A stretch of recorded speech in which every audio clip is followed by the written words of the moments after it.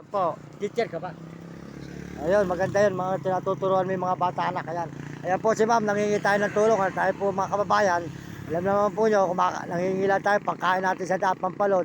Galing lang po sa mga tao sa loob na magtatatlong taon. Kaya malaki na po utang na loob natin sa mga tao na tumutulong sa atin. Ayan, pagpalain ka sana anak ng Panginoon Diyos. Kasi pagpapalain ka kasi marami ka natuturuan ng mga bata para gumanda buhay. Kasi kaya mga kabataan, sinasama ko nito, mag-aral na mabuti.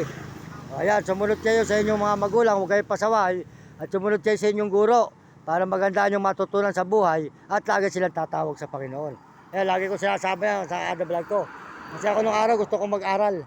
At tatay ko pinagbukid ako, hindi ako nakapag-aral. Ngayon, gusto ko sana ng abogado. Ito, abogado ng lakad. O, yun. Ayan, tuloy-tuloy yung Ilan po ba ito? Mga baril na lang po. sige anak, salamat sa'yo.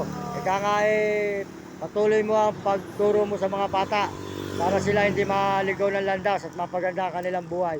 Kasi kayo mga guro ang nagpapayaman sa kanila. Kasi kung hindi sa inyo, hindi sila aasenso sa buhay, kung hindi sila tuturuan, magiging sila tanga. O, di ba? Ayan, si Ma'am po rito sa may Butolan, ano? Butolan, Zambales, ayan. Maraming salamat ma'am dito sa binigay mo ha. Ayan.